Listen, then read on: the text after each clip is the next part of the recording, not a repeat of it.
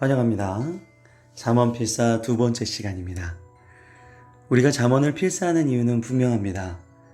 하나님께서 솔로몬에게 지혜를 주셨고 그 넘치는 지혜를 받은 솔로몬의 글을 읽으면서 저희도 이 세상을 이겨낼 수 있는 지혜를 얻기 위함입니다.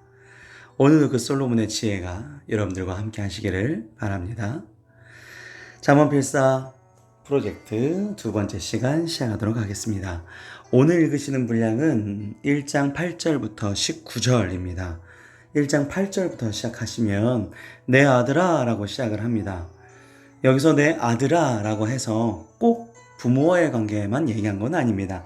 저희 필사책에 보시면 본문 요약이나 오늘의 묵상에는 부모와 자식 간의 약간 관점으로 갔지만 사실 이 내 아들아 안에는 인생을 한번 살았던 사람이 그것을 다시 처음으로 경험하는 사람한테 알려주는 그런 뜻을 좀 가지고 있습니다. 그렇기 때문에 아비와 어미, 그러니까 부모를 위시한 모든 스승을 가리킨다고 보시는 것이 합당하겠습니다. 우리가 내 아들아 하고 그 뒤에를 주목하여 보셔야 되는데요. 내 아비의 훈계를 들으며 내 어미의 법을 떠나지 말라 라고 나옵니다. 훈계라는 것은 무사르라 그럽니다. 꼭 지켜야 되는 거예요. 이건 꼭 지켜야 해! 이런 약간 의미가 있습니다. 그 다음 뒤에 나온 법, 이는 토라트라는 원어를 가지고 있습니다. 이 뜻은 무사르보다는 좀 더 부드러운 의미를 지닌 표현이에요. 그러니까 왜 약간 집에서 아빠가 꼭 이렇게 해야 돼! 라고 딱 얘기를 하잖아요. 그럼 엄마가 실질적으로 이거에 대해서 이렇게 하는 방법을 차근차근 알려주시잖아요. 그래서 그 훈계와 법을이라고 생각하시면 됩니다. 이게 성경 구조적 표현에도 그런 게 많죠. 이론을 얘기해주고 이 이론을 지키기 위해서 살았던 사람들의 예를 들어주거나 그들의 삶을 보여주거나 예수님께서도 항상 이런 방법을 많이 쓰셨습니다. 성경은 그냥 이렇게 법만 쫙 얘기하는 것이 아니라 어떻게 하면 그렇게 살 수 있는지에 대한 지혜들을 기록해 놓은 책입니다. 9절에 보시면 이는 내 머리 아름다운 관이요 내 목에 금사슬이니라. 훈계와 법을 잘 지키면 우리의 머리에 아름다운 관, 우리의 목에 금사슬이 된답니다. 이게 사실 하나님이 얘기하시기에는 조금 세속적인 표현일 수도 있어요.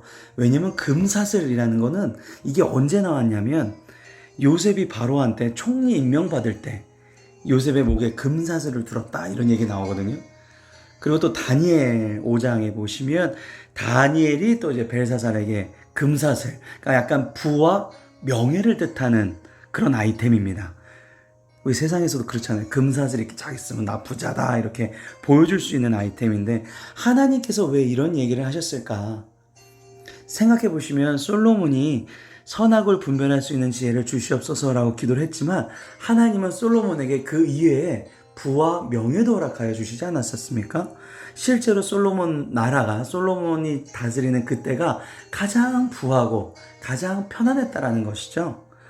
그러니까 진짜 내가 원하는 것은 사실 하나님의 지혜를 받는 하나님의 훈계와 법을 받으면 그 뒤의 것들은 다 이루어진다라는 의미로 금사슬이라는 걸 표현했습니다.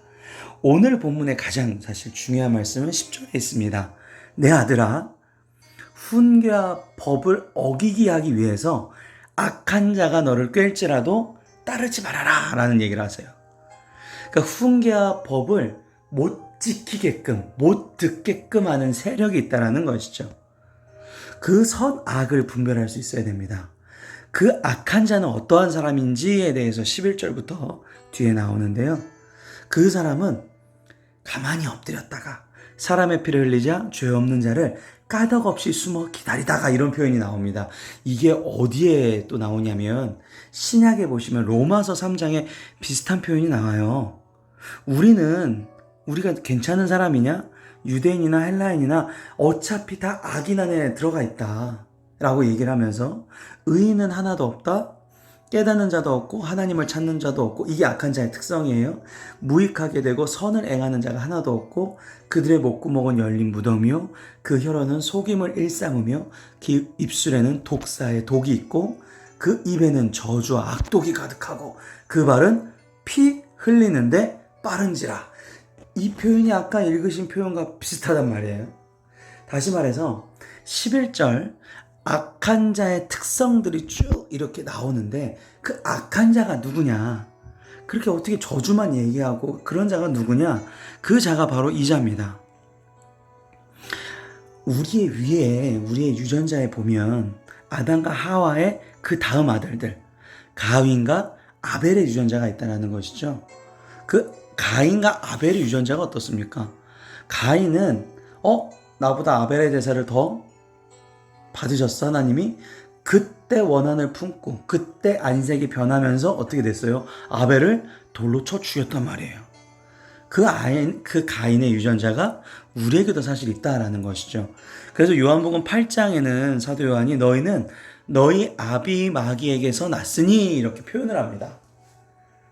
그러니까 우리에게도 항상 악한 자의 유혹을 받을 수 있는 꺼리가 있다라는 것이죠.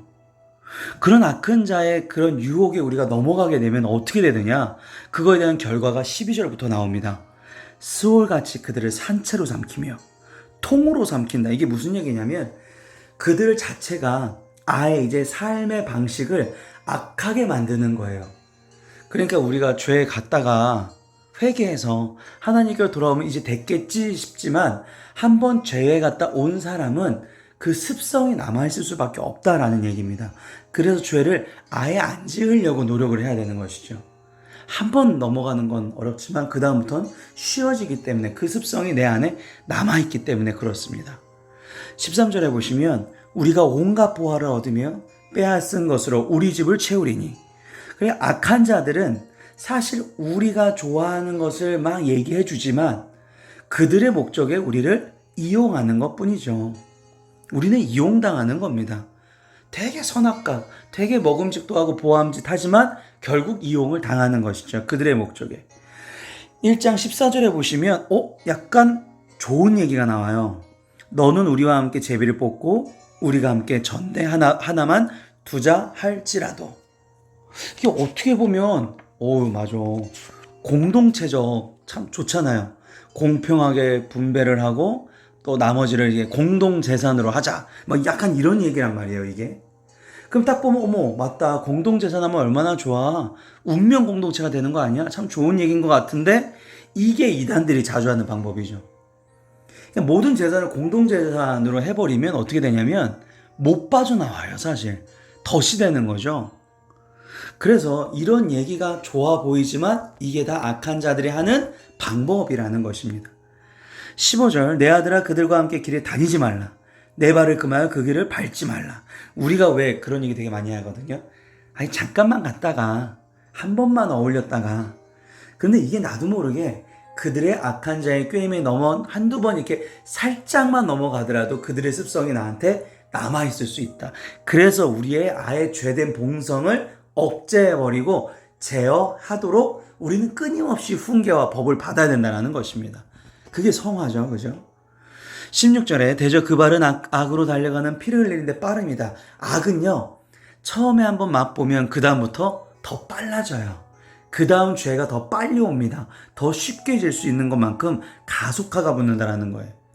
그리고 왜 우리 이렇게 사기꾼들이 저 사람이 우리 거 물을 것 같다 그러면 막 달려들거든요. 그죠? 내가 뭔가 실수로 하나님의 길에서 떠나서 죄를 저지르는 순간 그거에 해당하는 악한 것들이 싹 몰려옵니다. 함부로 전 보러 가지도 마세요. 그래서 그러시면 안 됩니다. 몰려와요. 이제 귀신들이 나한테 도려.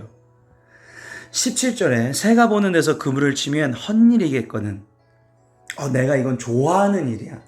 이건 내가 좋아하는 일이야. 근데 그 좋아하는 게 사탄이 놓은 덫일 수도 있죠. 왜 우리가 새 잡을 때 덫 놓잖아요. 근데 새는 먹이만 보고 가거든요. 뭐 덫을 놨든지 안 놨든지 덫이 안 보이는 거예요. 결국 그 덫이 뭐다? 우리에게는 파멸이 됩니다. 파멸. 그들이 18절 19절은 연결이 되는데요. 보시면 그들이 가만히 엎드리면 자기의 피를 흘릴 뿐이요 숨어 기다림은 자기의 생명을 해야 할 뿐이니 이익을 탐하는 모든 자들에게는 다 이러하여 자기의 생명을 잃게 하느니라. 18절에 자기의 피, 19절에 자기의 생명. 내가 이렇게 실수한 것에 대해서 내가 대가를 받으면 되지 않겠어? 그러면 이제 다시금 원래대로 되는 거 아니야? 착한 사람이 되는 거 아니야? 죄값 치는 거 아니야? 아니라는 거죠. 사람은 당신의 죄를, 자기의 죄를 스스로 사할 수가 없습니다. 우리가 사람한테 뭔가를 얘기했다고 해서 그게 없어지는 게 아니라는 것이죠. 그래서 우리는 예수 그리스도께서 자기의 피와 생명을 우리를 위해서 바쳐주신 것이죠. 대속해 주신 거라는 것입니다. 죄는 불행, 멸망, 죽음의 성질이 있습니다. 결국 죽게 되는 거예요. 결국 행복하지 않습니다. 결국 허무해집니다. 우리가 그래서 훈계와 말씀, 이 생명의 말씀을 끊임없이 90일 동안 받아서 거듭나게 하려는 노력이 그래서 필요합니다. 잠언이라는 게 뭐죠? 훈계라는 거예요. 훈계. 오늘도 내가 지금 잘 살아가고 있는지, 내가 지금 옳게 살아가고 있는지 하나님께 비춰서 여러분을 바라보시기 바랍니다. 그래서 우리가 솔로몬의 지혜를 받는 겁니다. 솔로몬은 왜요? 선악을 분별할 수 있는 지혜이기 때문입니다. 오늘도 그 분별하는 지혜를 가지시면서 세상을 승리하시기를 바랍니다. 지금까지 샘터감리교회 윤요한 목사였습니다. 감사합니다.